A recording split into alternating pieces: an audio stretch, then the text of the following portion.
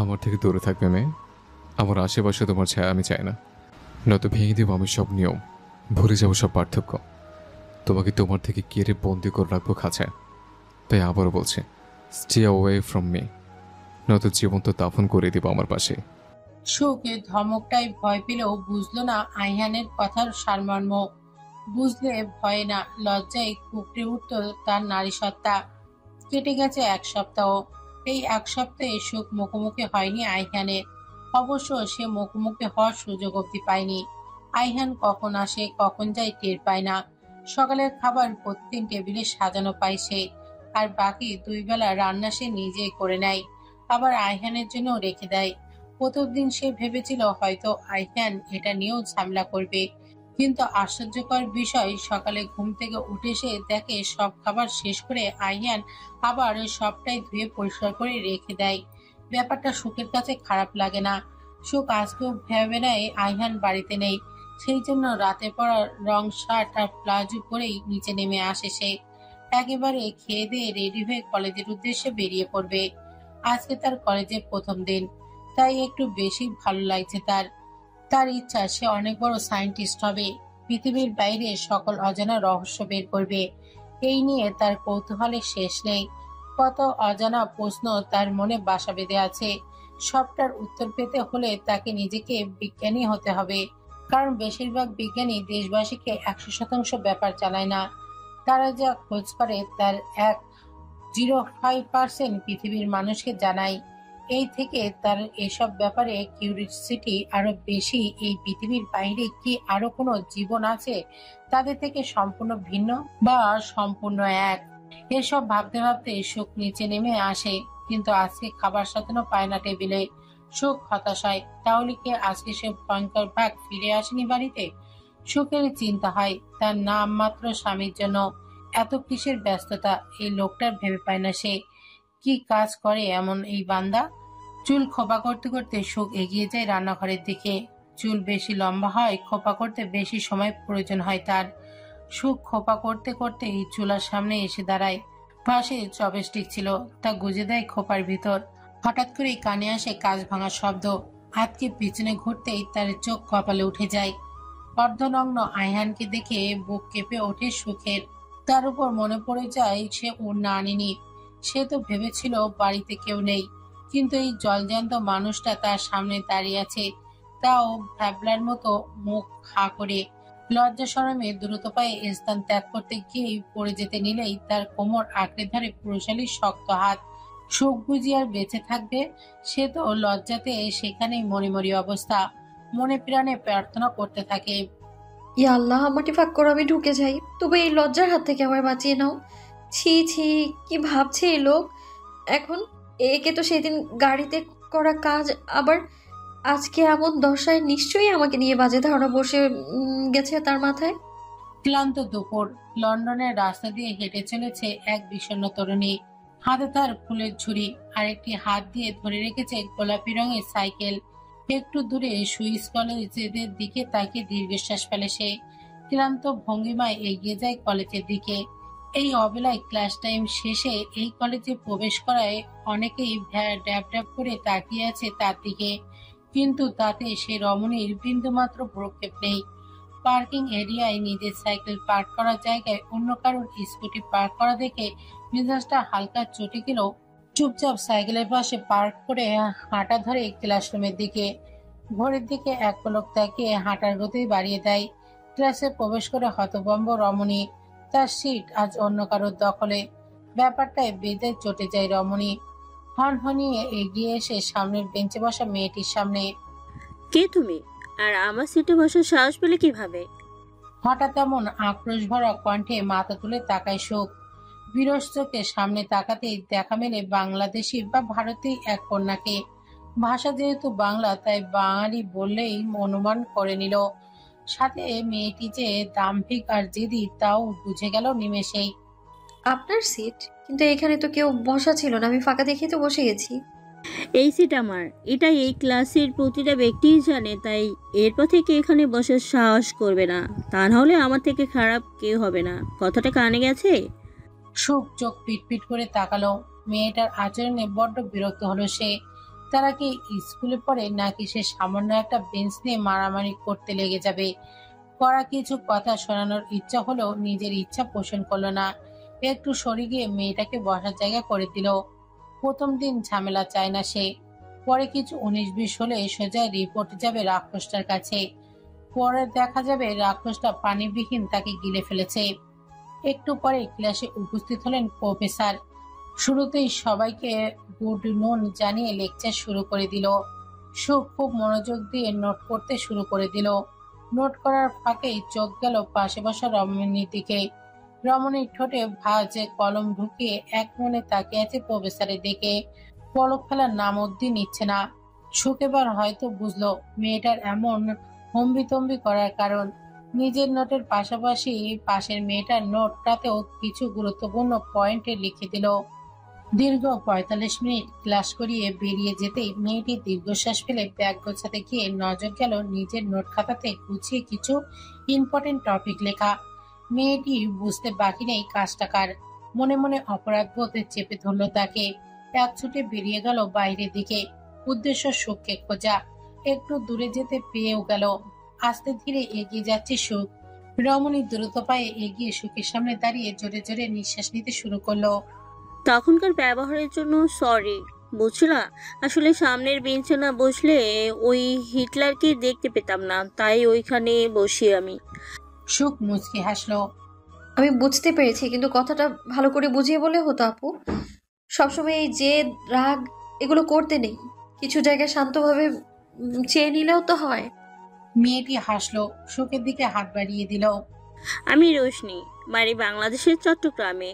এই কলেজে ট্রাস্টি আমার বাবা, সেই জন্যই আর কি সবাই ভয় পায় একটু আধটু, যার কারণে আমি অধিকার ফলাতে পারি। সুখ আলতো হেসে হাত মিলিয়ে দিল। আমি সুখরা। রাহান বলতে গিয়েও থেমে যায় সুখ, কারণ কলেজে কার্ডে মির্জা আছে। সুখ মির্জা। আমার বাড়িও বাংলাদেশে, ঢাকাতে। আজকেই প্রথম ক্লাস করলাম। তাহলে ফ্রেন্ডস। কিছু সময় একসাথে কাটাতেই সুখ বুঝে গেল মেয়েটাকে যতটা দাম্ভিক জেদি ভেবেছিল ততটাও না, শুধু খোলস মাত্র। হয়তো এই পরিবেশে বড় হয়েছে বিধায়, কিন্তু মনটা প্রচুর নরম। প্রফেসর, কাহিনী কি ম্যাডাম? রশ্মির মুখে হালকা লজ্জা আভা ফুটে ওঠে, যা দেখে অবাক হয় সুখ। সামান্য নাম শুনতেই মেয়েটার এত লজ্জা। সে অনেক লম্বা কাহিনী, তোকে পরে শোনাবো কেমন? আমার এখন বাসায় যেতে হবে, পাপা অপেক্ষা করছে। আচ্ছা ভাই। সুখ অপলক দৃষ্টিতে তাকিয়ে রইল মেয়েটি যাওয়ার রাস্তায়। সবাই প্রায় বেরিয়ে যাচ্ছে তাদের বাড়ির গন্তব্যের দিকে, কিন্তু সুখের তো তাড়া নেই, কারণ কেউ যে তার অপেক্ষায় প্রহর গুনছে না। দরজার সামনে এসে দাঁড়াতেই একটা ব্ল্যাক মার্সিডিজ এসে তার সামনে দাঁড়ায়। আকস্মিক এমন হওয়ায় কিছুটা ভয় পেয়ে যায় সুখ। পরক্ষণে গাড়ির ভেতর থেকে রেখা নিজের মাথা বের করে দিতেই সুখ স্বস্তির নিঃশ্বাস নেয়। ভাবি উঠে পড়ুন, আপনাকে নিয়ে লং ড্রাইভে যাব। রেহবারের পাশ থেকে রক্সিনাও মাথা বের করে। রক্সিনাকে দেখে দৌড়ামোনা না করে উঠে বসে সুখ। এই দুইটা মানুষ প্রচুর মিশুক, তা বেশ বুঝতে পেরেছে সুখ। কিন্তু গাড়িতে বসতেই তার জমে যাওয়ার উপক্রম, কারণ পাশে বসে আছে আইহান। একদানে ফোন চেপে চলেছে। এদিকে ভয়ে লজ্জায় গলা শুকিয়ে এসেছে সুখের। হাত পা কাঁপছে, যেন মির্গি রুগী সে। সকালের ঘটনা মনে পড়তে গাড়ি থেকে পালানোর ইচ্ছা হচ্ছে তার। কেন বারবার এই লোকের সামনে আসতে হবে তার? এই লোক ব্যতীত কি আর কোনো মানুষ নেই পৃথিবীতে? তার মন নিজে থেকেই উত্তর দেয়, এই পৃথিবীতে তোর একমাত্র আপন এই লোকটাই। সেটা তুই মেনে নে বা না নে, সত্যি বদলাবে না। এটা যে তোর ভবিতব্য। সুখ নিজের মনকে ভেঙচি কেটে বিদ্রুপ করে বলে উঠল, ভবিতব্য না ছাই। যে কিনা বিয়ে মানে না, উঠতে বসতে মেরে ফেলার হুমকি দেয়, তাকে নিয়ে আবার ভবিতব্য? হাস্যকর বটে। কিছু দূর গিয়ে একটা বড় রেস্টুরেন্টের সামনে গাড়ি থামাতেই সুখ অবাক হয়। বিশাল এই রেস্টুরেন্টের দেখে হাঁ হয়ে যায়। ফ্লোর গুনতে শুরু করে, কিন্তু একই শেষ কই এই রেস্টুরেন্টের? সবাইকে নেমে যেতে দেখে সুখ ও বিল্ডিং এর দিকে তাকিয়ে হাঁটতে হাঁটতে ধাক্কা খায় আইহানের চওড়া পিঠে। মাথা ডলে সামনে তাকাতেই দেখতে পায় আইহানের বিরক্তি ভরা আঁখি যুগল। সুখ কিছুটা হাসার চেষ্টা করে, কিন্তু এই গম্ভীর ব্যক্তিকে দেখে তার হাসতে না, বরং কাঁদতে মন চায় হাত পা ছুড়ে। কে বলেছে এই লোকটাকে এতটা গম্ভীর রাক্ষস হতে? আইহান সামনের দিকে এগিয়ে যেতে যেতে আঁকড়ে ধরে শোকের হাত। সাথে সাথে পিলে চমকে ওঠে শোকের। আইহানের শক্ত পুরুষালী হাতের দিকে তাকিয়ে শুকনো ঢোক গিলে বার কয়েক। পেটের ভেতর যেন প্রজাপতিরা ওড়াউড়ি শুরু করবে করবে ভাব। কিন্তু তাকে আর আইহান দা গ্রেট হতে দিবে? মোটেও না। সে পুনরায় নিজের বিখ্যাত কঠিন স্বরে বলে উঠল, আইহান। একটা মেয়ে এতটা দায়িত্ব জ্ঞানহীন কিভাবে হতে পারে? সামনে তাকে হাঁটতে হয়, এটুকু বোঝার বুদ্ধি নেই।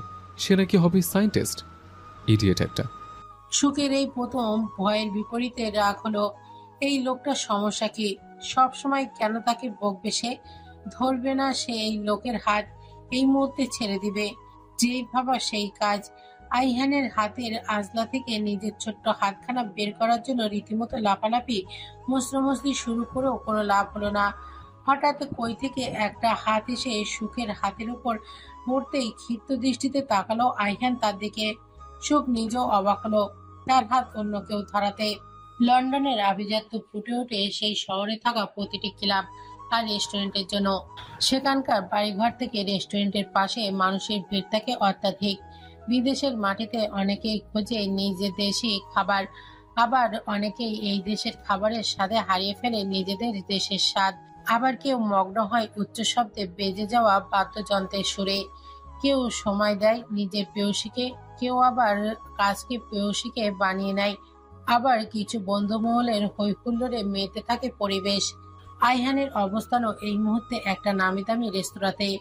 আধুনিক মোড়ায় এই রেস্টুরেন্টের চারিপাশে সবাই স্তব্ধ হয়ে দেখে চলেছে দুই পুরুষের বাগবিদণ্ডা। কিছু কিছু মানুষ বেজায় চটে যাচ্ছে, কিন্তু বলার জন্য সাহস খুঁজে পাচ্ছে না, কারণ মালিক স্বয়ং এই ঝগড়ায় লিপ্ত। আইহানের হাতের মুঠো এখনো সুখের হাতে। সুখ গুটিসুটি হয়ে পড়ে আছে আইহানের বুকে। দৃষ্টি তার সামনে দাঁড়িয়ে থাকা সুদর্শন যুবকের দিকে। সে রেগে আইহানের দিকে তাকিয়ে আছে। সুখ এই সব কিছুই মানে বুঝতে পারছে না। কে এই লোক, আর কেনই বা আইহানের থেকে তাকে সরানোর চেষ্টা করছিল? তোকে বারবার বলেছি মারিদ আমার ব্যাপারে নাক গলাতে আসবি না, তবু কেন বারবার আমার ব্যাপারে ঢুকতে আসিস? ওয়াই? চিৎকার কবির না আহিয়ান, গলাবাজি তুই একা না, আমিও করতে পারি। আর তোর ব্যক্তিগত ব্যাপার, পাবলিক প্লেসে একটা মেয়ের হাত ধরে টানাটানি করাটা পার্সোনাল বলে ধরা হয় না। তোর এমন অধপতন থেকে আমি নিরাশ। আইহান রক্তলাল চোখে তাকালো মারিদের দিকে। রাগে রীতিমতো সে নিজের ওপর থেকে কন্ট্রোল হারাচ্ছে। দাঁত নিষ্পিস করছে, যে কোনো মুহূর্তে তার ফ্রাং বেরিয়ে আসবে। নিজেকে এই মুহূর্তে শান্ত রাখার প্রয়োজন। আকস্মিক শোক মারিদকে উদ্দেশ্য করে বলে উঠল, আপনার কোথাও ভুল হচ্ছে ভাই। আমি ওনার সাথেই এসেছি, একটু পেছনে পড়ে যাওয়ায় উনি রেগে আমায় নিয়ে যাচ্ছিলেন, তাই ভয় পেয়ে গিয়েছিলাম আমি। মারিদ তাকালো সুখের বাচ্চা মুখশ্রীর দিকে। মেয়েটা আইহানকে ভয় পাচ্ছে তা তার চেহারা স্পষ্ট, আবার তার বুকের সাথে লেগেই দাঁড়িয়ে আছে। মারিদ নিজেকে শান্ত করার চেষ্টা করলো। আপনি তার সাথে আসতেই পারেন, তার মানে তার অধিকার নেই আপনাকে এভাবে নিয়ে যাওয়ার। অবশ্যই এর কাছ থেকে ভালো ব্যবহার আশা করাই বা যায় কিভাবে? পশুর মতো লোক যে কিনা বাচ্চা একটা মেয়ের জীবন নষ্ট করতে একবার পিছু পা হয়নি। সুখ অবাক হলো, বিস্ময় নিয়ে তাকালো আইহানের শক্ত মুখের দিকে। আইহানও সেই সময় তাকিয়েছে সুখের দিকে। দুইজনের দৃষ্টি মিলিত হতেই আইহান হঠাৎ করে সুখের অধর ছুঁয়ে দেয়। উপস্থিত সবার চোখের আকার বড় হয়ে যায়। মারিদ হতভম্ব, কিংকর্তব্য বিমূঢ়। আইহানের যে এমন একটা কাণ্ড করে বসবে সে কল্পনা তো ভাবেনি। সুখ যেন জমে গেছে, নড়ার শক্তিটাও যেন হারিয়ে ফেলেছে সে। মিনিট দুই এক পরে সুখকে নিজে থেকে ছাড়িয়ে সুখের দিকে তাকিয়ে বলে উঠল, খালি মাথা অযথা চাপ নেওয়ার প্রয়োজন নেই। বাচ্চা মেয়ে বলতে তোমাকে বুঝেছে। দুই মাথা মোটা একসাথে হলে যা হয়। আর বড় কথা, আমার বউকে আমি টানবো, বকবো, ঘোরাবো, আদর করবো, বাচ্চা দিব, যা খুশি তাই করবো, তাতে তোর ইন্টারফেয়ার না করলে চলবে। আর হ্যাঁ, ভুলে আমার বউকে স্পর্শ করার সাহস দ্বিতীয়বার দেখাবি না, নাহলে ওই হাত তোর কাঁধে থাকবে না। সবাই অবাক চোখে দেখে গেল আইহানের তর্জন গর্জন। আর সুখ সে তো চোখ বন্ধ করে নিজের অবস্থান ভাবতে ব্যস্ত। Just 5 minutes, just 5 minutes you have. পুরো রেস্টুরেন্ট ফাঁকা করবে, quick, your time start now. কথাটা বলেই বসে পড়ে আইহান টেবিলের ওপরে। স্টাফগুলো দ্রুততার সাথে সবাইকে বের করে রেস্টুরেন্টের বাইরে ক্লোজে সাইনবোর্ড ঝুলিয়ে দিল। মারিদ, রেহাব, রিক্সনা শুধু দেখে গেল আহিয়ানের কর্ম। এইসবের মানে কি রেহবার? কে এই মেয়ে? আর আহিয়ানের এমন কাজের মানেটা কি ছিল? রেহবার এই কয়েকদিনে ঘটে যাওয়া ঘটনা এক এক করে খুলে বলল। মারিদ দীর্ঘশ্বাস ফেলে তাকালো সুখের দিকে। সুখের বাচ্চা মুখটা দেখে তার কেন যেন মায়া হলো। নামের সাথে কেন এত অমিল মেয়েটার। রক্সিনা এগিয়ে এলো সুখের দিকে। তার নিজের চোখেরও পানি আভাস, কিন্তু সে অশ্রুগুলো অর্থহীন। ভিতরে চলো সুখ, আইহান আর কিছু করবে না, সে শান্ত হয়ে গেছে, তাকিয়ে দেখো। সুখ রেক্সিনার হাত অনুসরণে তাকালো। আইহান মাথা নামিয়ে বসে আছে কিছুক্ষণ। আগেও ঘাড়ের রগগুলো ফুলে ফেপে ছিল, কিন্তু এখন সব স্বাভাবিক। সুখের নাকে হঠাৎ করে আইহানের ঘ্রাণ এলো। সুখ ভুরু কোঁচকাল। এত দূরে বসে থাকা মানুষটার ঘ্রাণ এত নিকট থেকে কিভাবে আসে? সুখ ঘ্রাণের উৎস খুঁজতে টের পেল ঘ্রাণটা তার নিজের মধ্য থেকে আসে।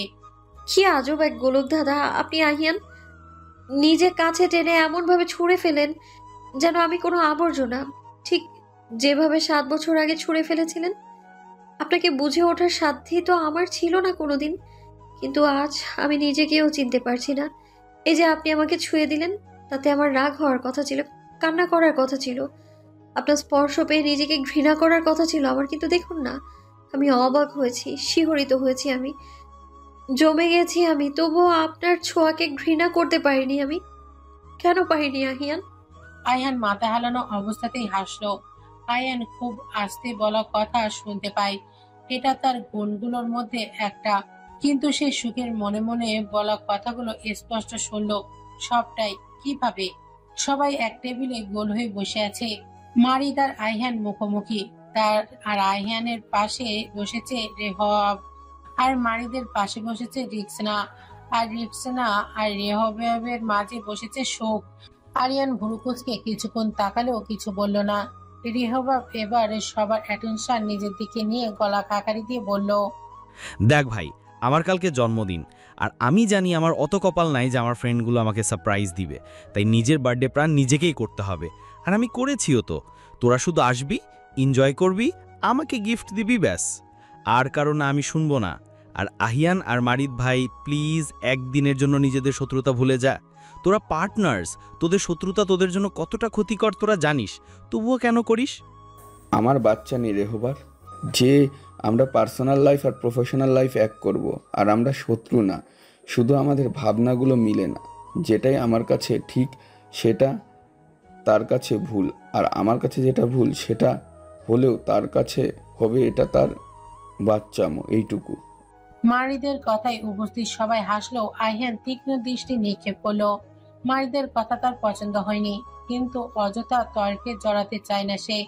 হঠাৎ তার দৃষ্টি গেল সুখের দিকে। সুখ একভাবে কিছু একটা দেখে যাচ্ছে। আইহানের সুখের দৃষ্টি অনুসরণ করে তাকাতেই তার মেজাজ খারাপ হলো। ছুটে যেতে নিলেই রেহাবের চেয়ারের নিচে আইহানের হাত আঁকড়ে ধরলো। আইহান রেগে রেহাবের দিকে তাকাতেই রেহাব চোখ দিয়ে কি নিচে ইশারা করলো। আইহান ভুরু বাঁকিয়ে নিচে তাকাতেই চোখ বড় বড় করে নিল। সুখের দিকে ঠিক করে তাকাতেই বুঝলো সুখ আসলে কোন দিকে তাকিয়ে আছে। রেহাব হালকা হেসে সুখের নাম ধরে ডাকতেই সুখ ভয় পেল। রেহাব হতাশার নিঃশ্বাস ফেলে ঠোঁট উল্টে আইহানের দিকে তাকালো। তাতেই তার পিলে চমকে উঠলো। আইহান রাগি চোখে তার দিকে তাকিয়ে আছে। তা দেখে রেহাব বিড়বিড় করে বলে উঠলো, আরে আজব, আমার কি দোষ? তোর বউ যদি সামান্য ডাকেই ভয় পেয়ে যায়? আমি তো আস্তে করে ডেকেছি ভাই, আমি নির্দোষ। ভাবি, আপনি কিন্তু আমার স্পেশাল গেস্ট, আপনি কিন্তু সবার আগে আসবেন, আর এই গোমরা মুখটাকেও টেনে আনবেন। না না ভাইয়া, আমি এসে কি করব? আমাকে ওইসব পরিবেশে বানায় না, অযথা পরে আমার জন্য আপনাদের মজা নষ্ট হবে। ওইসব বলে লাভ নেই ভাবি, আমি তো আপনাকে চাই আমার পার্টিতে, ব্যাস, আর কোনো কথা শুনছি না। সুখ কিছু বলতেই যাবে তার আগে মারিদ তার অস্বস্তি বুঝে বলে উঠলো, অযথা জোরাজুরি করছিস কেন তুই? সুখ হয়তো ওইসব পার্টির সাথে অভ্যস্ত নয়। আইহান ভুরু কুচকে তাকালো মারিদের দিকে। অন্যের বউকে নিয়ে এই ছেলের এত মাথা ব্যথা কেন? কিন্তু কিছু বলল না। এই জায়গায় মারিদ ঠিক তাই নিশ্চুপভাবে নিজের কফি খেতে ব্যস্ত রইল। সুখ আর চোখে তাকালো আরিয়ানের দিকে। সুখ চাইছিল আরিয়ান হ্যাঁ না কিছু একটা বলুক, সুখ যাবে কিনা, কিন্তু আইহানকে চুপ থাকতে দেখে সুখও মাথা নিচু করে রাখলো। রেহাব রিক্সানার দিকে তাকাতেই রিক্সানা বাঁকা হাসলো। রেহাব সেই হাসি দেখে বুঝে গেল রিক্সানা কিছু একটা পাকাচ্ছে। বিশাল মির্জাবাড়ির চৌকাঠে দাঁড়িয়ে আছে কিছু কালো পোশাক পরিহিত লোক। গার্ডগুলো আটকানোর চেষ্টা করায় তারা অ্যাপার্টমেন্টে দেখিয়ে ভেতরে প্রবেশ করলো। হঠাৎ শাহরিয়ার মির্জা নিচে নামতেই দেখতে পান তাদের। নিজের কোটের বোতাম লাগাতে লাগাতে এগিয়ে এলেন তিনি। আপনারা কে আর এখানে কাকে চান? আমরা শরীফ মির্জার সাথে দেখা করতে এসেছি। 1 মাস আগে তার দেখা করার কথা ছিল, কিন্তু এখনো তার কোনো সাক্ষাৎ না পেয়ে বস আমাদের এখানে পাঠিয়েছে। আমাদের বস দ্রুত মালটাকে নিজের সামনে দেখতে চান। ভদ্র ভাষায় কথা বলেন, এইসব ধরনের ভাষা এই বাড়িতে সহ্য করা হবে না। আর কিসের পণ্য? ভদ্রলোক নিজের পকেট থেকে একটি ছবি বের করে শাহরিয়ার মির্জার হাতে দিতে নিবেই তার আগেই সেখানে উপস্থিত হন শরীফ মির্জা। তাদের এখানে দেখে কিছুটা ঘাবড়ে যান, দ্রুততার সাথে তাদের নিয়ে বেরিয়ে যান। শাহরিয়ার মির্জার সন্দেহ হয় নিজের ছেলের এসব কাজ তার পছন্দ হচ্ছে না।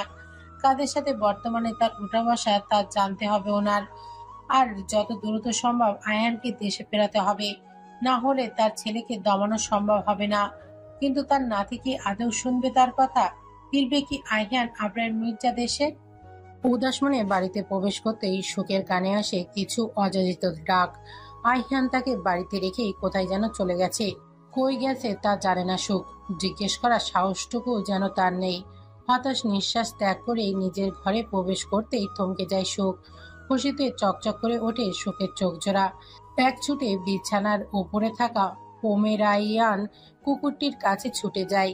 রেস্টুরেন্টে এই কুকুরটিকেই দেখছিল সে একজন ওয়েটারের কাছে, কিন্তু এই ছানা এখানে এলো কি করে? হাই কিউটি, তুমি ভীষণ কিউট, কি নরম তুমি। কথাটা বলেই কুকুর ছানাটির গালে চুমু এঁকে দেয় সুখ। আদর পেয়ে ছানাটি খুশি হয়ে শোকের শরীর ঘাঁচতে শুরু করে। সুরসুরি অনুভব করতেই খিলখিল করে হেসে ওঠে শোক, যা টিভি স্ক্রিনে স্পষ্ট দেখতে পায় আইহান। সে নিজেও প্রশান্তি অনুভব করে। লন্ডনে আসার পরে হয়তো এই প্রথম সে সুখকে এইভাবে হাসতে দেখলো। আইহান সুখকে দেখেছিল এমন সময় বিনা অনুমতি নিয়েই আইহানের কেবিনে প্রবেশ করে অর্ধবয়স এক ভদ্রলোক। ব্যাপারটা কপাল কুঁচকে আসে আইহানের। নিজের কেবিনে এমন ভাবে প্রবেশ করা তার পছন্দ না। Get out. ভদ্রলোক হকচকিয়ে গেলেন। তিনি আইহানের থেকে এমন কিছু আশা করেননি। উনি সাময়িক সময়ের জন্য ভরকালেও নিজেকে শান্ত করে আইহানের সামনে থাকা চেয়ার টেনে বসে পড়লেন। কুল ডাউন মাই বয়, অল্প বয়সে এত উত্তেজিত হলে এই চুলগুলো খুব শীঘ্রই পেকে যাবে। আইহান বিরক্ত হলো সামনে বসা ব্যক্তিটা। যদি তার বাবার বয়সী না হতো তাহলে এতক্ষণ এই চেয়ার সহ 9 তলার বিল্ডিং থেকে ছেড়ে ফেলতো। আপনার বয়স দেখে আপনাকে সম্মান করছি মিস্টার। নিজের সম্মান বজায় রাখতে চাইলে চুপচাপ বেরিয়ে যান। কিন্তু আমি তো এখান থেকে যেতে না, বিজনেস ডিল করতে এসেছি mister Mirza. I am not interested, তাই চুপচাপ বেরিয়ে যান। ভদ্রলোক হাসলেন। নিজের হাতে থাকা সুটকেস দুটি টেবিলের উপরে রেখে চেন খুলে আইহানের সামনে খুলে দিলেন। আইহান তীক্ষ্ণ দৃষ্টিতে তাকালো সুটকেসের দিকে। এখানে 100 কোটি টাকা আছে। বর্তমানে লন্ডনে সবচেয়ে বড় ফার্মাসিউটিক্যাল কোম্পানিগুলো তোমার অধীনস্থ, আর সবচেয়ে বড় ড্রাগ সাপ্লায়ার আমি। তাই যদি আমরা একসাথে হাত মিলিয়ে নেই, আমাদের প্রাচুর্য দেশ বিদেশে ছড়িয়ে যাবে। আইহানের ঠোঁটের কোণে বাঁকা হাসি ফুটে ওঠে। আইহানের এমন হাসি দেখে ভরকালেন তিনি।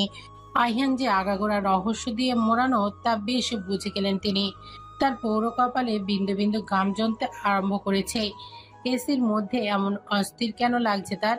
আইহান পকেট থেকে সিগারেট বের করে ঠোঁটে চেপে ধরে। পকেট থেকে নিজের প্রিয় লাইটার বের করে। লাইটারটার শরীরে ঈগলের ছবি খোদাই করা। Do you like fire? ভদ্রলোক ভ্রু কোঁচকালেন।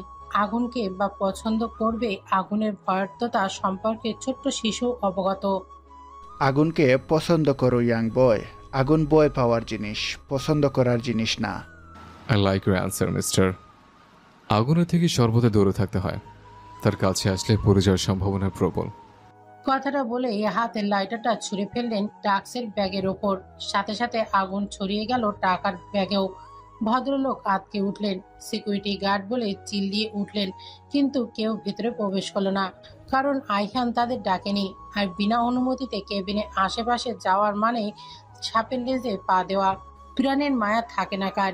এদিকে ভদ্রলোক পাগলের ন্যায় প্রলাপ করতে শুরু করলেন। তার এত কোটি টাকার লোকসান উনি কিছুতেই মেনে নিতে পারছে না। হাউ ডিয়ার ইউ, তোমার কোনো আইডিয়া আছে তুমি ঠিক কতটা লোকসান করে দিলে আমার? নিজেকে কি মনে করো? তোমার সাথে বিজনেস করা কোম্পানিগুলো আমার এক কলে তোমাকে প্রোডাক্ট সাপ্লাই বন্ধ করে দিবে, তোমাকে পথে বসিয়ে দিবে। আইহান এবার লোকটার কলার আঁকড়ে ধরে ঘাড় ধাক্কা দিয়ে বের করে দিলেন। অপমানে থমথমে হয়ে গেল লোকটির ফর্সা মুখশ্রী। যা আছে করে নেয়। আমি আহিয়ান আবরার মির্জা। আমার চুল অবধি স্পর্শ করতে তোদের আরো 10 বার জন্ম নিতে হবে। আর রইলে পথে বসার কথা, আমার এক কলে থেকে রাস্তায় না কবরে যাওয়া লাগবে। কারণ আমি যদি কল দেই, কোনো দেশে তুই সুরক্ষিত থাকতে পারবি না। আর বেঁচে না থাকলে ব্যবসা করবি কি করে? ভদ্রলোক কিছু একটা বলতে গিয়ে চুপ হয়ে বেরিয়ে গেলেন। আইহান নিজের শার্টের হাতা গুটিয়ে বেরিয়ে এলো। সিকিউরিটিতে থাকা সবগুলোকে এই মুহূর্তে রিজন লেটার ধরিয়ে দিয়ে নতুন সিকিউরিটি নিয়ে করো। এহমাদ মাথা নাড়িয়ে কাজে নেমে যায়। বৃদ্ধা এক সিকিউরিটি এগিয়ে আসে আইহানের দিকে। তার কপাল পেয়ে গড়িয়ে পড়ছে রক্ত। স্যার, আমি অনেক চেষ্টা করেছি, কিন্তু ওই তাগড়া যুবকদের সঙ্গে পেরে উঠতে পারিনি বাবা। এই চাকরিটা আমার মায়ের মাধ্যমে বাবা। এই চাকরি চলে গেলে বউ নিয়ে রাস্তায় নামতে হবে। আইহান নিজেকে শান্ত করার চেষ্টা করতে শুরু করলো। চোখ বন্ধ করতেই চোখের পর্দায় ভেসে উঠল সুখের হাস্যোজ্জ্বল মুখ। সাথে সাথে আইহানের রাগ কমে আসতে শুরু করলো। গম্ভীর কণ্ঠে বলে উঠল, আপনার বয়স হয়েছে, আপনার দ্বারা সিকিউরিটি গার্ডের কাজ সম্ভব না। আপনার আর আপনার স্ত্রীর ভরণ পোষণের দায়িত্ব আমার। কথাটা বলেই বেরিয়ে গেল আইহান। এখান থেকে সোজা চলে গেল ল্যাবে, যেখানে মারিদ আগে থেকে উপস্থিত ছিল। দুজনই একই রিসার্চ ল্যাবে কাজ করে। মারিদ আইহানকে ল্যাবে দেখে জড়িয়ে ধরে। আইহান ভুরুকুচকে ফেলে এক ঝটকায় নিজে থেকে ছাড়িয়ে কোট ঝেড়ে ভেতরে প্রবেশ করতে করতে বলে ওঠে, এসব মেয়েলি স্বভাব বাদ দেন। ঘেঁষাঘেঁষি করার হলে গার্লফ্রেন্ডের সাথে কর। মারিদ ঠোঁট বাঁকায়, তোর বউয়ের সাথে ঘেঁষাঘেঁষি করবো শালা। যা না, যদি বুকে দম থাকে তার থেকে আঙুল অবধি বাড়িয়ে দেখ, কলিজা বের করে দেব। আহ রে, আমি আগে তোকে ছেড়ে দিব। তোর এসব আচেরা ঢং বন্ধ হলে বলবি খোঁজ কত দূর। আমরা পেরেছি আহি, আমাদের রিসার্চ সাকসেসফুল। আমাদের এত বছরের খোঁজ আজ শেষ হলো। এই স্ক্রিনে দেখা আমার মহাকাশ পাঠানো সেই রকেট যা হারিয়ে গেছে তা চালু হয়েছে 10 সেকেন্ডের জন্য। আর দেখ সে ক্যামেরাতেই কি ছবি উঠেছে। কথাটা বলেই কম্পিউটারের স্ক্রিনে ঘুরিয়ে দেয় আইহানের দিকে। আইহান নিজে হতভম্ব হয়ে যায়। নিজের চোখকেই বিশ্বাস করতে তার কষ্ট হচ্ছে। সে বসে যায় ফ্লোরে, 2 হাত দিয়ে নিজের চুল খামচে ধরে চিৎকার করে ওঠে। মারিদ হাসে। সে জানে আইহানের এমন করার কারণ। ছেলেটা তার জীবনের 10 বছর লাগিয়ে দিয়েছে এই খোঁজের পেছনে। আর সেটা সাকসেসফুলি সম্পূর্ণ না হলেও অনেকটাই আয়ত্তে আনা সম্ভব হয়েছে। কিন্তু তারা জানে না শুধু তারাই নয়, অন্য কারোর খোঁজ ও আজ পূর্ণ হয়েছে।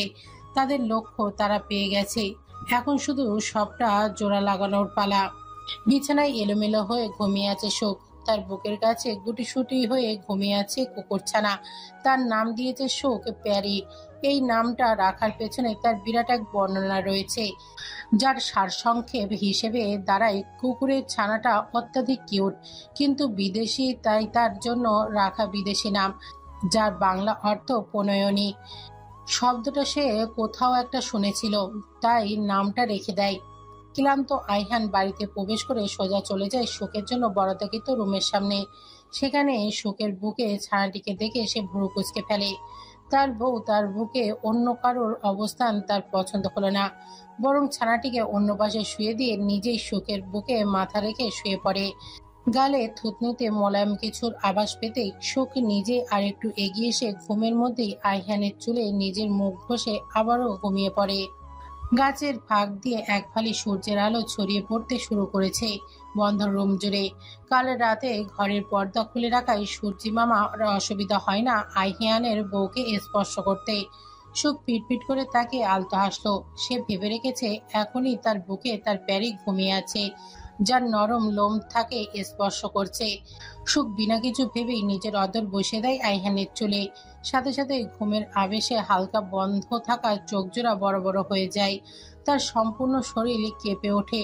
মন মাতানো ঘ্রাণে সুখের এই ঘ্রাণের সাথে পরিচিত অদ্ভুত শিহরণে অস্থির অযাচিত অনুভূতিতে সে দিশেহারা হয়ে ওঠে। সবকিছু তালগোল পাকিয়ে যাচ্ছে কেমন ভাবে। সুখ আইহানকে না ডেকেই তাকে সরানোর চেষ্টা করলো, কিন্তু বিশাল দিয়ে আইহানকে সরানো কি তার সুখের পক্ষে সম্ভব? 80-90 কেজি আইহান আর সে সর্বোচ্চ 50 কেজি। সুখের নিঃশ্বাস নিতেও কষ্ট হচ্ছে, কিন্তু এই গন্ডার পুরুষকে বোঝাবে কে? হাল ছেড়ে আইহানের দিকে বিরস চোখে তাকিয়ে কাটকাট গলায় ডেকে ওঠে, এই যে শুনছেন? আইহান ঘুমের মাঝে নিজের হালকা খোঁচা দাড়ি ঘষে দেয় সুখের গলায়। সুখের সর্বাঙ্গে যেন কম্পন তৈরি হলো। কি পাগল প্রায় অনুভূতি এগুলো! কেন তার প্রতিটা স্পর্শে সে কেঁপে কেঁপে ওঠে। তার হৃদয় থমকে যেতে চায়। সুখ হালকা ঢোক গিলে পুনরায় ডাক দেয়। আইহান এবার নিজের মাথা তোলে, সাথে সাথে তার দৃষ্টি থমকায়, গলা কাঁপে, হৃদস্পন্দনের গতি বাড়ে। গোলগাল সুখের গাল আর চোখ জোড়া ঘুমের কারণে আরো ফোলা ফোলা লাগছে। তিলের আস্তরণ জমেছে হালকা বোচানাকে আর থুতনিতে। অযত্নের কারণে ঠোঁটগুলো সূক্ষ্ম হয়ে নিজের নমনীয়তা হারিয়েছে। তবুও কেন যেন নেশাধারে আইহানের বুক কাঁপে। নিজের ওপর নিয়ন্ত্রণ হারিয়ে এক প্রকার ঘোরের মাঝে এগিয়ে যেতে নিল সুখের ঠোঁটের দিকে। আকস্মিক নিজের দিকে আইহানের এমনভাবে আগ্রাসন দেখে সুখ ভয় পায়। পেছাতে চেয়েও পারে না, মজবুত বন্ধনের কারণে। দুই ঠোঁটের মাঝে সামান্যতম দূরত্ব অবশিষ্ট নেই। কেউ একটু মাথা এগিয়ে আনলেই মিলিত হবে দুই অধর। আইহান হাসে। সুখের চুলের ভাঁজে নিজের হাতে গলিয়ে দিতেই চেঁচিয়ে ওঠে প্যারি। আরিয়ানের কপাল কুঁচকে যায়। বিরক্তিতে তাকায় প্যারির দিকে, মনে মনে বলে, একে নিয়ে এসে ভুল করেছে। কি আজব, সামান্য কুকুরের ছানা আমাকে আমার বোর থেকে দূরে সরানোর চেষ্টা করছে। আজব। আইহান সুখের দিকে তাকিয়ে উঠে চলে গেল। সুখ যেন হাঁপ ছেড়ে বাঁচে। লোকটা আজকাল কি শুরু করেছে তার সাথে? হুটহাট এমন স্পর্শ কেন করছে? কেন এই পড়া কপালে নতুন করে আশা জাগাচ্ছে? আবারও কি অনুভূতিগুলো তাকে নিঃশেষ করতে এসেছে? সুখ নিজেও উঠে পড়ল। তৈরি হয়ে নিচে নামতেই নজর গেল ব্রেকফাস্ট করতে বসেছে আইহান। সুখের আর খাওয়ার প্রতি ইচ্ছা হলো না। বলতে গেলে সে চায় না আর আইহানের সামনাসামনি যেতে। কিছু সম্পর্কে দূরত্ব মানায়, যেমন তাদের। এখানে সে ব্রেকফাস্ট করে নাও, আমি ড্রপ করে দেব। প্রয়োজনে মিস্টার মির্জা, আমি চলে যেতে পারবো। যাকে সম্পূর্ণ জীবন নিজেকেই নিজের খেয়াল রাখতে হবে, তার প্রয়োজন নেই 2 দিনের জন্য কারো যত্ন। কথাটা বলেই চলে যেতে নিলে পা আটকে যায় সুখের। সুখ হতবাক হয়। আকস্মিক মনে হয় সে হাওয়াতে ভাসছে। সুখ মাথা তুলতে দেখে সে আইহানের কোলে। সাথে সাথেই ছোটাছুটি করতেই আইহান ক্ষিপ্ত দৃষ্টি নিক্ষেপ করে সুখের দিকে।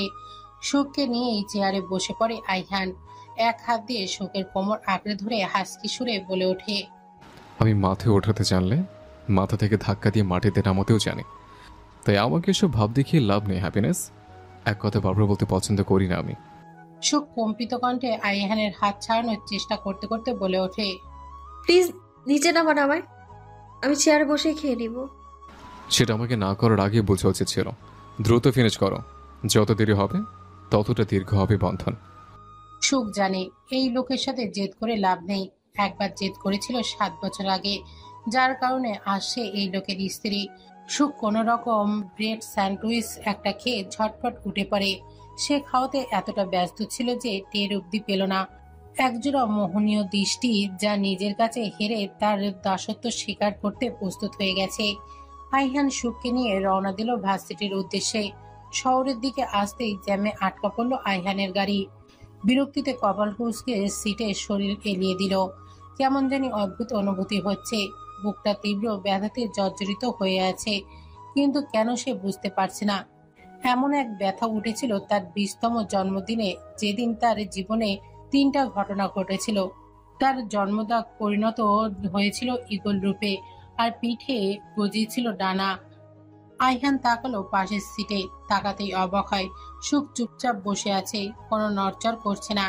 এমনকি তার চোখের মনিটাও স্থির। কিন্তু কিভাবে? হঠাৎ করেই তার ব্যথা তীব্র আকার ধারণ করলো। তুমুল বাতাসে চারিদিকে ধোঁয়াশা রূপ নিল। আইহান গাড়ি থেকে নেমে দাঁড়ালো। সম্পূর্ণ ব্যাপারটা তার কাছে স্বাভাবিক লাগছে না।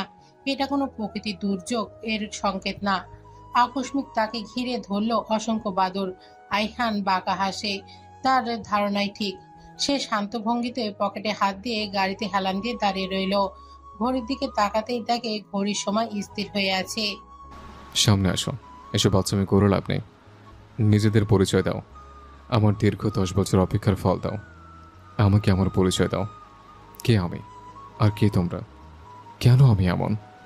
হঠাৎ বাদুরগুলো 3 সারিতে দাঁড়িয়ে গেল।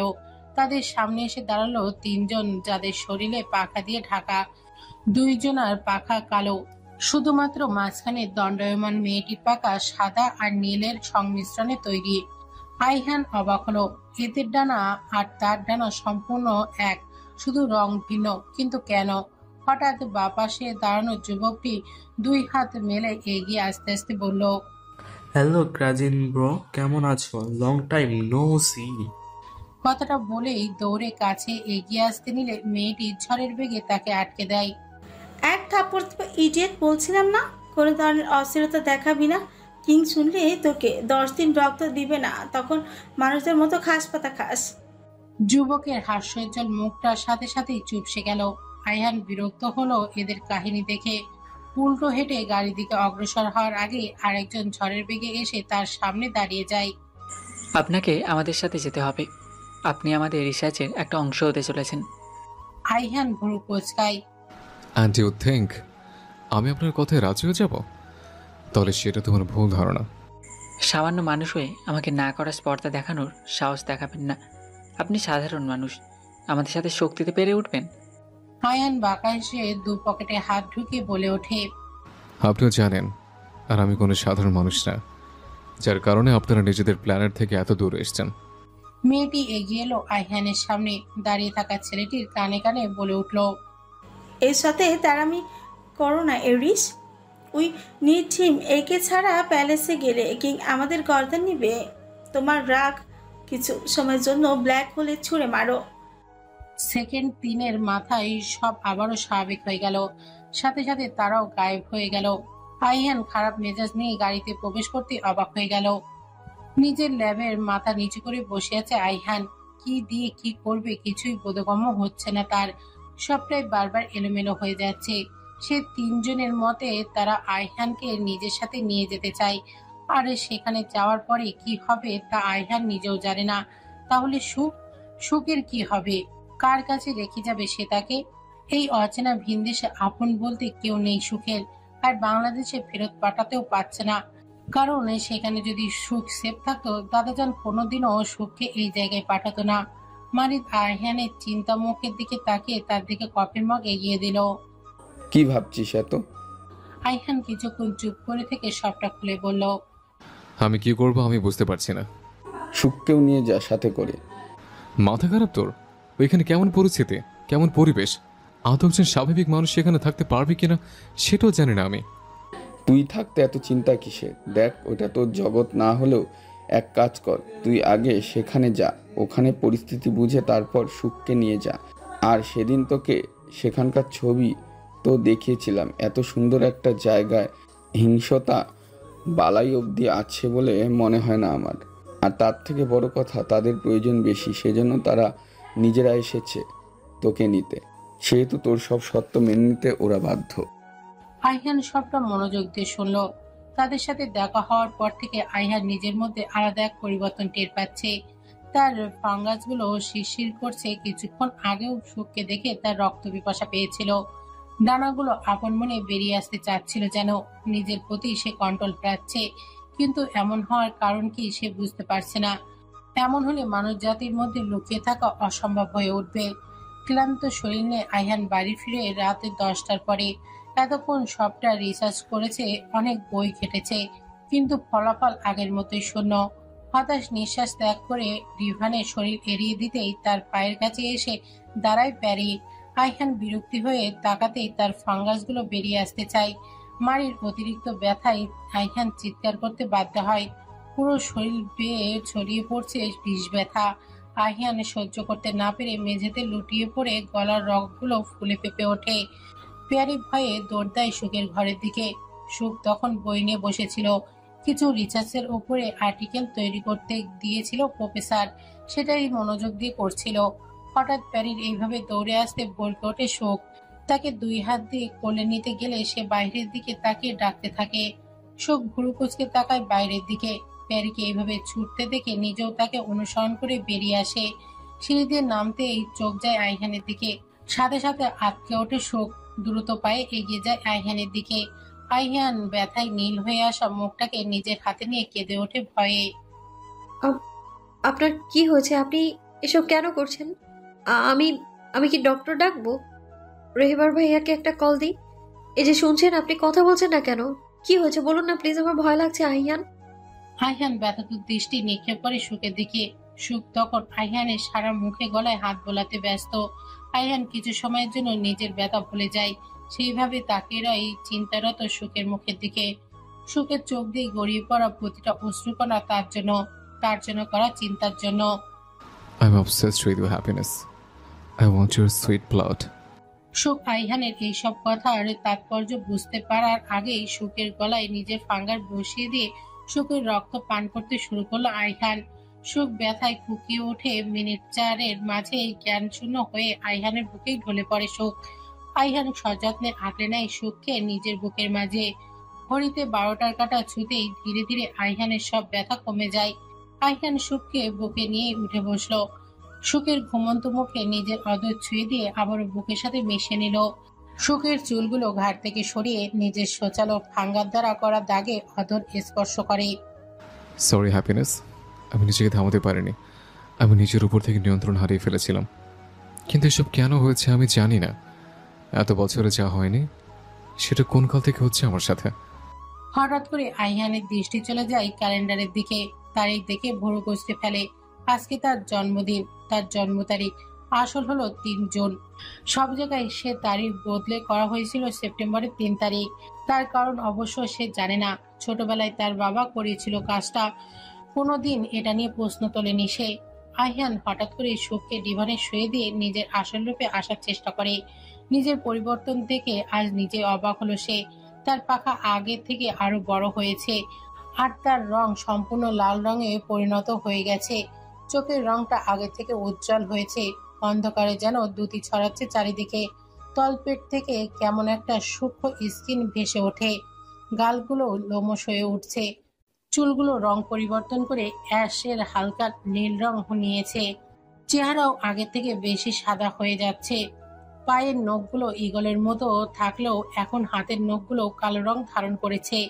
পা লোকানো সম্ভব হলেও হাতে কি করবে আইহান? আয়ান ধাপ করে বসে পড়ে মেঝেতে। তার মাঝে যতটুকু মানুষ রূপ ছিল সবটাই যেন পরিবর্তন হচ্ছে। সে কি পশু হতে শুরু করেছে? এইসব পরিবর্তন কি তার লক্ষণ? কিভাবে আমি নিজেকে লুকিয়ে রাখবো? কিভাবে সুখের কাছে নিজেকে এই রূপে নিয়ে আসবো? এই একটা ভয়ের কারণেই তো সেদিন সুখকে ফেলে চলে এসেছিলাম এত দূর। কিন্তু তুমি তো আবার আমার কাছে নিয়ে এলে সুখকে। তাহলে কেন এখন এই পরিবর্তন নিয়ে আসছো আল্লাহ? স্ত্রীর সবচেয়ে সুরক্ষিত জায়গা নাকি তার স্বামী হয়? তাহলে আমি কেন আমার স্ত্রীকে নিজের কাছে সুরক্ষিত রাখতে পারছি না আল্লাহ? আমি স্বাভাবিক একটা জীবন চাই। সুখের সাথে বেঁচে থাকার লোভ হচ্ছে আমার। কি করব? আমি কিভাবে সামলাবো নিজের এই অনুভূতিগুলো? আইহানের ভাবনার মাঝে পুনরায় ঘড়ি বন্ধ হয়ে যায়। আইহান মাথা তুলে তাকাতে দেখতে পায় সকালে আসা সেই 3 জনকে। আইহানের সব রাগ গিয়ে পড়ে ওই 3 জনের ওপর। কেন এসছ? তোমরা কি চাও আমার থেকে? আমি একটা সাধারণ জীবন চাইছিলাম, এসব কিছু চাইনি। তাহলে কেন আমার শান্তি ভঙ্গ করতে উঠে পড়ে লেগেছে তোমরা? এটা আপনার দুনিয়া না আইহান। আপনি এখানে থাকতে পারবেন না। আমরা মানুষ জাতি থেকে আলাদা ভিন্ন প্রজাতি। আর আপনার এই পরিবর্তনগুলো আপনাকে এটা ভালো করে বুঝিয়ে দিয়েছে। তাই অযথা জেদ না করে আমাদের সাথে চলুন আপনার আসল দুনিয়াতে। এখান থেকে কয়েকশো হাজার কোটি মাইল দূরে ভিনাশগুর বিপরীতে ছোট্ট তারার মতো গ্রহ রেনিয়াস, যা পৃথিবীর বিজ্ঞানীদের কেন মহাবিশ্বে সবার আড়ালে রয়েছে। আমি সুখকে ফিরে যাব না। যা হওয়ার হয়ে যাক। সুখ আমার দায়িত্ব, তাকে ফেলে আমি যেতে পারবো না। ফিরে যাও তোমরা। তা সম্ভব নয় আইয়ান। হয় আপনি নিজের ইচ্ছাতে যাবেন, নয়তো জোরপূর্বক নিয়ে যাওয়া হবে। কিন্তু আপনাকে যেতেই হবে। কতদিন নিজেকে লুকাতে পারবেন? আপনার কাছে ভাবার জন্য আর 1 মাস আছে, তারপর চন্দ্রগ্রহণের দিনে আপনাকে আমরা নিয়ে যাব। কথাটা বলেই তিনজন আবারও বাদুরদের সাথে মিলে উড়ে গেল হাওয়ায়। আয়ান ধপ করে বসে পড়ল সোফায়। দেশে ফিরতে হবে, সেখানে পরিবেশ শোকের জন্য ঠিক করতে হবে, যাতে আমি না থাকলে শোক সুরক্ষিত থাকে। আর একবার রেনিয়াসের পরিস্থিতি বুঝে নি, তারপর তোমাকে নিয়ে যাবো আমার কাছে, আর তার জন্য আমার সময় প্রয়োজন। আইহান দীর্ঘশ্বাস ফেলে সুখকে কোলে নিয়ে তার রুমের দিকে অগ্রসর হয়। সুখকে বিছানায় রেখে নিজে গেল শাওয়ার নিতে। লম্বা শাওয়ার নিয়ে রুমে আসতেই দেখে হালকা হলদে বাতির আলোতে আইহান ব্রাউন আর কালো সংমিশ্রণে বিশাল বেডরুমে আলোকিত হয়ে আছে। রুমের মাঝ বরাবর কিং সাইজ বেডে বসে আছে এক অপূর্ব সুন্দরী রমণী, যাকে ঘিরে রেখেছে তার বিশাল লম্বা আর ঘন কালো চুল। শুধু থেমে থেমে আসা কান্না আর হেসকি সুর কানে আসে আইহানের। 2 পা আঁকড়ে বসে থাকায় শোকের মসৃণ পা দুইটা দৃশ্যমান হয়ে আছে অল্প একটু, যা হলুদ আলোতে আরো মোহনীয় লাগছে। আইহান সম্পূর্ণ শরীর ঝাঁকি দিয়ে উঠল। আইহান নিজেকে সামলাতে এগিয়ে গেল সুখের দিকে। সুখের কাঁধে হাত রাখতে সুখ ভয়ে কেঁপে উঠল। কান্নারত মুখটি তুলে আইহানকে দেখে আবারও ভয় পেল। সাথে সাথে সরে যেতে নিলেই আইহানের বাঁধনে আটকা পড়ল। তাতেই যেন সুখের মরিমরি অবস্থা। প্লিজ আমায় যেতে দিন, আমি আর আপনার কাছে আসবো না, তবু আমায় কামড়াবে না স্বপ্নের মতো। আইহানের নিজেকে প্রস্তুত করেছিল সব বলে দেওয়ার জন্য, কিন্তু তার আগেই সুখের মুখে স্বপ্ন শুনে আইহান আসলো। তখনকার ঘটনাটা যে সুখ সম্পূর্ণ নিজের স্বপ্ন বলে ধারণা করেছে তা ভেবেই স্বস্তি পেল। সবটাকে এত ভয় পায় কেউ? ইডিয়েট! অযথা কাবাকাবি বন্ধ করো, নাহলে আমি কাবাকাবি করা শুরু করলে তখন সামলে উঠতে পারবে না। আর কালকে থেকে বেশি বেশি খাবা, এই হাতটি মার্কের শরীরটা আমাকে পোষাবে না। আইহানের কথাটা কানে যেতেই সুখের কান্না ভুলে ড্যাব ড্যাব করে আইহানের দিকে তাকিয়ে রইল। সে বোঝার চেষ্টা করছে আসলে আইহানের বলা কথাটার তাৎপর্য কি। আইহানের কথাটা বুঝতেই সুখ চোখ ছোট ছোট করে ভেঙচি কেটে দ্রুত পায়ে আইহানের ঘর থেকে বেরিয়ে গেল। আইহানের সুখের এমন ভাবে ভেঙচি কাটা দেখে হো হো করে হেসে উঠল। এত সহজে যে সুখকে সব ভোলানো যাবে আইহান ভাবতে পারেনি। যাক, কম কষ্টেই ব্যাপারটা মিটে গেল। আইহানের সবার প্রস্তুতি নেবে তার আগেই ফোন বেজে ওঠে। এত রাতে এহমাদের কল থেকে ভুরু কুঁচকে কল রিসিভ করে। হ্যালো আহমদ। হ্যালো স্যার, দুঃখিত আপনাকে এত রাতে কল দেওয়ার জন্য, কিন্তু ব্যাপারটা গুরুত্বপূর্ণ। আপনার চিফ বডিগার্ড আমাকে কল দিয়েছিল, সে জানালো আপনার উপরে কাল থেকে একজন নজর রাখছে, এমনকি সুখ ম্যাডামের উপরও। ওরা আজ সারাদিন শিওর হওয়ার জন্য আবারও ব্যাপারটা লক্ষ্য করছে, আর এবার তারা শিওর হয়ে আমাকে জানিয়েছে আপনি কাল বাসা থেকে বের হবেন না। স্যার, আমরা আগে ব্যাপারটা দেখি। কোনোদিন শুনেছ বাঘ বিড়ালকে দেখে লুকিয়েছে? কিন্তু sir. No more word Ahmad, আমার কালকে গুরুত্বপূর্ণ মিটিং আছে, আর আমি সেগুলো লেট করতে চাই না। আমি সামনের সপ্তাহে বাংলাদেশে ব্যাক করব, তার প্রস্তুতি নিতে শুরু করো। ওইখানে সব সেট আপ করো, আর আমার ল টিমকে কালকে উপস্থিত থাকতে বলবা। বাংলাদেশে ফেরার কথা শুনে এহমাদের মুখটা কালো হয়ে গেল। প্রথম অনুভূতি কি না তার স্যারের বউ? এই কষ্ট কে দেখবে, কে বুঝবে? যে শুনবে সে তো হাসবে। নিজেকে সামনে নিয়ে বলে উঠল, হঠাৎ বাংলাদেশ কেন স্যার? মানে কোনো ইমার্জেন্সি? তা তোমার জানার তেমন প্রয়োজনীয়তা নেই আহমদ, ঘুমাও। Good night. আইহান কল কেটে ব্যালকনিতে এসে আশেপাশে তাকালো। যেহেতু ইগলের চোখ, সেহেতু খুব সহজেই সে দেখতে পেল অন্ধকারে বিশাল গাছপালার দিকে একজন কালো পোশাক পরে মুখ ঢেকে দাঁড়িয়ে আছে। আয়ান বাঁকা হাসে। রুমে ফিরে নিজের পোশাক পরিবর্তন করে কালো হুডি আর ব্ল্যাক জিন্স পরে নিচে নেমে এলো। খুব সাবধানতার সাথে মুখে মাস্ক লাগিয়ে নিল যাতে লোকটা তার মুখ দেখতে না পারে। হতেই পারে তার কাছে স্পাই ক্যামেরা আছে। আইহান তার বাড়িতে আগে কোনোদিন সিসিটিভি রাখেনি, প্রয়োজন পড়েনি, কারণ সে একাই থেকেছে। আর তাকে মারতে আসলে যে কেউ বেঁচে ফিরবে না এটা আর আলাদা করে বলতে হয় না। তাকে মারতে আসলে অবশ্যই লাভ হয়, টাটকা তাজা রক্ত খেতে পারে। হ্যালো স্যার, দুইজনে মনে হয় ঘুমিয়ে গেছে। ঠিক আছে স্যার, আমি মেয়েটাকে নিয়ে চলে আসবো। দুইজনে 2 রুমে আছে স্যার, সমস্যা হবে না। ঠিক আছে বস। লোকটা ফোন করতেই আইহান তার ঘাড়ে হাত রাখে। সাথে সাথে ভয়ে আটকে ওঠে লোকটা। কাঁপা কাঁপা পায়ে পিছিয়ে ঘুরতে চাইলেও সাহস জোগাতে পারে না সে। আমার বউকে নিয়ে যেতে এসেছিল নাকি? লোকটা কি জবাব দিবে? সাক্ষাতে জমের হাতে ধরা পড়বে সে ভাবতেও পারেনি। কে পাঠিয়েছে ভালো মতো বলে দে, তাহলে মৃত্যুটা সহজ হবে। না হলে কি ভয়ঙ্কর মৃত্যু তোর জন্য অপেক্ষা করছে তুই কল্পনা করতে পারবি না। কথা শুনে তো বাঙালি মনে হচ্ছে। কে পাঠিয়েছে তোকে? আমি যদি বলে ফেলি তাহলেও আমি মরব, আর যদি না বলি তাহলেও মরব। তফাৎ একটাই, যদি বলে ফেলি তাহলে আমার সাথে আমার পরিবারও শেষ হয়ে যাবে, আর না বললে আমার পরিবার বেঁচে থাকবে। আইহান হো হো করে হেসে উঠল। সো ইমোশনাল ম্যান, কিন্তু ব্যাপার হলো আমি এত ইমোশনাল না। আর রইল তোর বস কে জানার, ওইটা আমি খুব সহজে জেনে যাব। তার থেকে বড় কথা, তোর পরিবার আছে। তাহলে তোর এই রাস্তা আসিস কেন ভাই? আইহান কথাটা বলেই নিজের হাতে ঢুকিয়ে দিল লোকটির শরীরে। তার ধারালো নখগুলো খুব সহজেই লোকটার শরীরের চামড়া ভেদ করে হাড্ডি ভেঙে গুড়িয়ে দিল। সম্পূর্ণভাবে মেরে ফেলল না, তাতে রক্ত ঠান্ডা হয়ে যাওয়ার সম্ভাবনা আছে। আইহান নিজের ফাংস বের করে লোকটির হাতে শিরাতে বসাতে এমন সময় ঝড়ের গতিতে সেখানে এসে দাঁড়ায় একজন। তাকে দেখে আইহান ভ্রু কুঁচকে ফেলে। তুমি ওই এরিসের সাথে ফিরে যাওনি তোমাদের প্ল্যানেটে? ব্রো, আমি ওদের চমকা দিয়ে থেকে গেছি তোমাদের সাথে থাকবো বলে। ওরা খুব বোরিং, সারাদিন খালি কাজ আর গম্ভীর কথাবার্তা। আমি এইসব বিরক্ত। আমি তোমার সাথে থাকবো। বাইদা আকাশ, আমি ইভান, রেনিয়াস এর ছোট্ট প্রিন্স। বড় প্রিন্সকে? ওই এরিস নামের যুবক? আরে না ব্রো, এটা তো থেমে যায় ইভান। যদি কিং জানে আমি এইসব আগেই উগলে দিয়েছি, তাহলে আমাকে আজীবন কালো ঘরে বন্দি করে রাখবে। নো খাবার, নো রক্ত, নেই নেই নেই নেই। হঠাৎ চিৎকারে আইহান বিরক্ত হয়, চোখ মুখ কুঁচকে বলে ওঠে। কি সমস্যা, চিল্লাও কেন? হে, ওই আর কি, আমাকেও একটু রক্তের ভাগ দিও ব্রো। মেলা দিন মানুষের রক্ত খায়নি, ওই তুই খাটাস খাইতেই দেয় না। আইহান বড় একটা নিঃশ্বাস নিল। অ্যারিস আর মেয়েটার জন্য সহানুভূতি হলো। দুইটা কিভাবে সামলায় এই জোকারকে আল্লাহ ভালো জানে। আইহান দেখলো মাটিতে লুটিয়ে পড়ে ব্যথায় কাতরানো লোকটার দিকে। অতঃপর একটা হাতের দিকে ইশারা করতেই নিজের আরেক হাতের শিরায় ফাঙ্গাস বসিয়ে দিল। দুজনেই তৃপ্তিকারে রক্ত খেলো। লোকটা তেমন মোটা তাজা না হলেও রক্ত ছিল প্রচুর, মানতে বাধ্য আইহান। ওহ ব্রো, মানুষের রক্ত যা টেস্ট, ইয়াম। নিজের গ্রহে ফিরে যাও ইডিয়েট। আইহানের ধমকে ইভান কাচুমাচু হয়ে দাঁড়িয়ে রইল।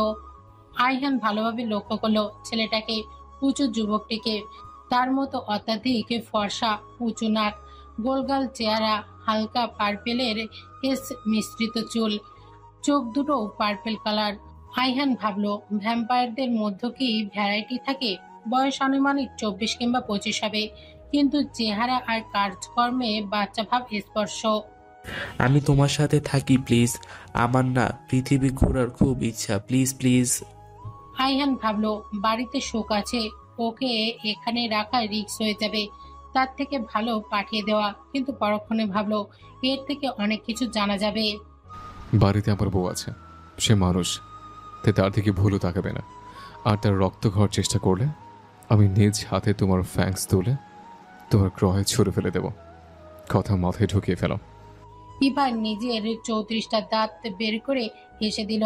লাফাতে লাফাতে আইহানের পিছে ঢুকে গেল। ব্রো, ওই লোকটার কি হবে? পুরে ছাই হয়ে যাবে। কিভাবে? আইহান হালকা এসে নিজের হাতে ফু দিতেই আগুন ধরে গেল। ইরফান তো অবাক, এই পাওয়ার তাদের ছিল সে তো জানেই না। তাহলে এটা কি মানুষের পাওয়ার? ওয়াহ ব্রো, ইটস সো কুল। এটা কিভাবে করলে?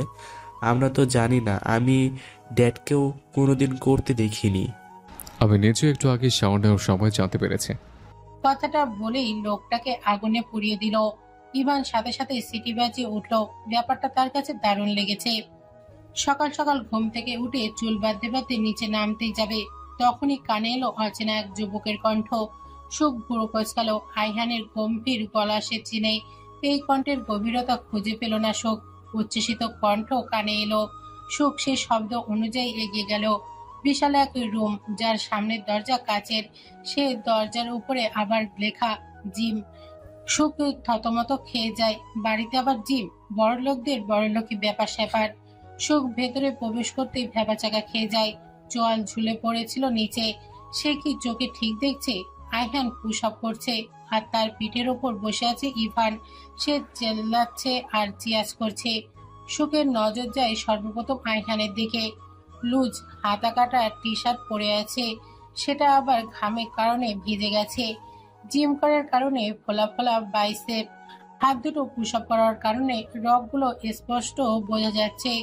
সুখ শিহরিত হলো, নিজের মাথা দুই দিকে নাড়িয়ে এবার নজর দিল অচেনা পুরুষটার দিকে। গোলগাল মুখের বাচ্চা বাচ্চা দেখতে ছেলেটাকে দেখে সুখ হা হয়ে গেল।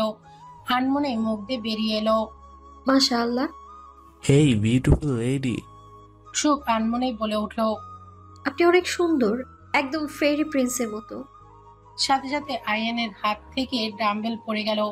সেই শব্দ সুখের ঘড়ি কেটে গেল।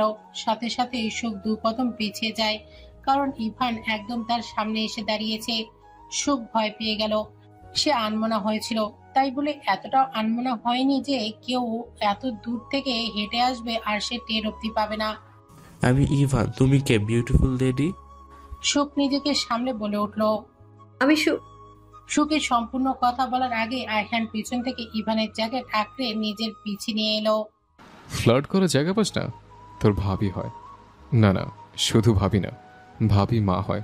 ঠিক আছে, মাথায় ঢুকেছে? আইহানের রাগান্বিত কণ্ঠে ইভান শুকনো ঢোক দিল। আরে ব্রো, আমি তো খালি নাম জিজ্ঞেস করেছিলাম, তুমি রেগে যাচ্ছ কেন? Take it chill pill man. তোকে চিল ক্যানের মধ্যে ঝোঁকে একদম ছুঁড়ে মারবো তোর গ্রহে। ইভান আর কোনো কথা না বলে ঠোঁটে আঙুল রেখে দাঁড়িয়ে গেল। আইহানে সুখের হাত ধরে হাঁটা দিল। সুখ ভেবাচাকা খেয়ে গেল। আরে করছেনটা কি? আমার লাগছে, প্লিজ ছাড়ুন। আইহান সুখকে নিজের ঘরে নিয়ে এসে তারপর ছেড়ে দিল। তাকে সামনে দাঁড় করিয়ে নিজের টি শার্ট খুলে পেল। সুখ তো হা হয়ে গেল। কি বেশরম লোক! ছি! কে জানে বলছিলে তুমি তাকে ফেরি প্রিন্স? তাহলে আমি কি? নিজের জামাইকে চোখে পড়ো না, নাকি ফেলতে চাও না? কোনটা? জামাইয়ের সামনে অন্য ছেলের প্রশংসা করে সাহস পাও কই তুমি? সুখ শুকনো ঢোক গেল। এদিকে আইহান এক পা করে এগিয়ে আসতে দেখে সুখের গলা শুকিয়ে যাওয়ার উপক্রম। এদিক ওদিক তাকে পালানোর রাস্তা খুঁজছে, কিন্তু ততক্ষণে আইহান তাকে নিজের বাহুর শিকলে আটকে দেয়।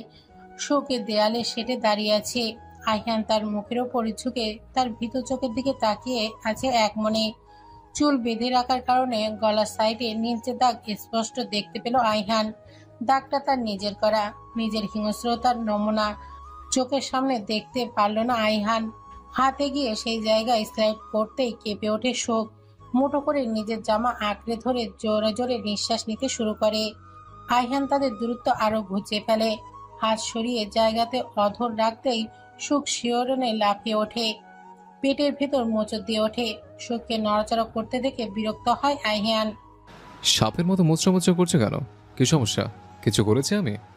চুপচাপ দাঁড়িয়ে থাকবে। যত নড়াচড়া করবা তাই মতো বেশি নেব আমি। মাথায় ঢুকেছে কথা? সুখের কথা মাথায় না ঢোকাতেও তার সম্পূর্ণ শরীর জমে গেছে।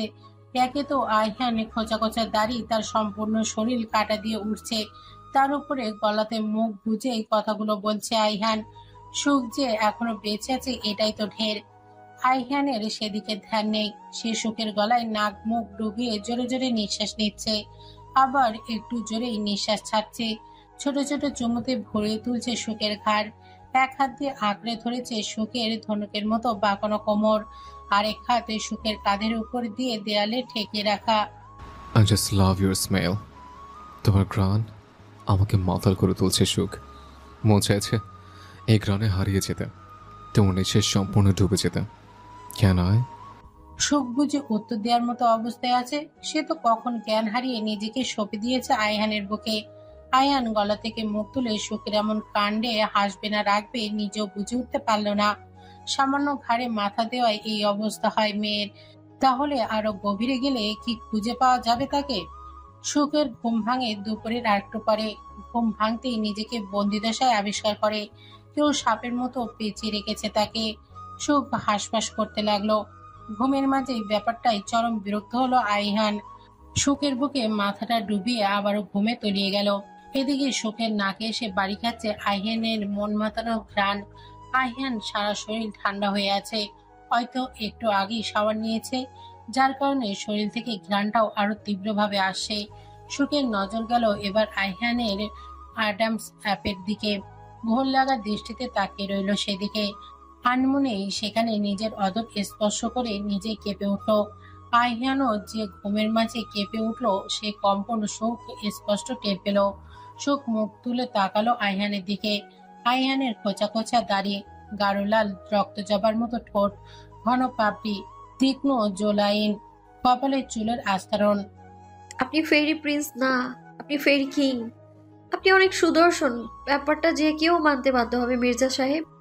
কিন্তু এই সুদর্শন পুরুষের মন সুদর্শন নয়। আপনাকে ঘৃণা না করলেও ভালোবাসতে পারবো না কোনোদিনও না। আপনি নিজে সেই দরজাটা বন্ধ করেছেন। কান্নারত এক বধূকে ফেলে চলে গিয়েছিলেন আপনি আত্মীয় স্বজনের কটু কথা আর ভর্ৎসনা শোনার জন্য। না আপনি নিজে থেকে আমাকে কাছে টেনেছেন, আর না অন্য কাউকে টেনে নিতে দিয়েছেন আপনি। যখন আমার পরিবার প্রয়োজন ছিল, তখন আপনি আমাকে একাকিত্বের দিকে ঠেলে দিয়েছিলেন।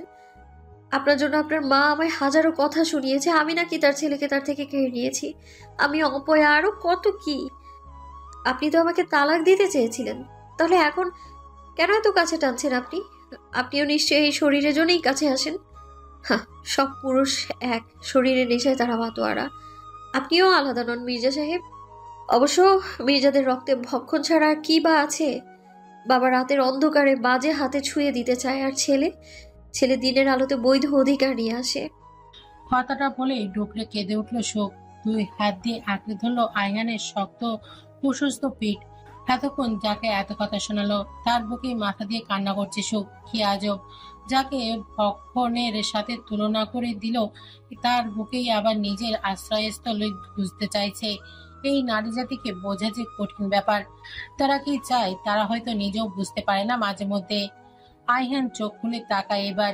সুখের ঠোঁটে স্পর্শ পেয়েই তার ঘুম ভেঙে গিয়েছিল, কিন্তু সে তাকায়নি। সে দেখতে চেয়েছিল সুখ কি করে। সুখের বলা প্রতিটা কথা তার বুকে বেঁধে। সে সুখকে ছেড়ে যেতে চায়নি কখনোই, কিন্তু যেতে বাধ্য হয়েছিল। হ্যাঁ, বিয়েটা করতে সে চায়নি, তার কারণ সুখ নিজেই ছিল। কিন্তু কি সুন্দর দোষটা তার ঘাড়ে দিয়ে দিল। কিন্তু বাকি কথাগুলো তার হজম হলো না। হাজারটা প্রশ্নের উত্তর সে পেয়ে গেছে। কেন দাদাজান সুখকে হঠাৎ ওর কাছে পাঠিয়েছে, তার উত্তর সে পেয়ে গেছে। ভুল করেছেন শরীফ মির্জা, চরম ভুল। নিজের লালসা মেটাতে এতটা নিচে নামা উচিত হয়নি আপনার। আপনার এই পাপের শাস্তি আমি নিজ হাতে আপনাকে দেব। অনেক করেছেন, এবার না হয় মাটির সাথে সাক্ষাৎ করলেন।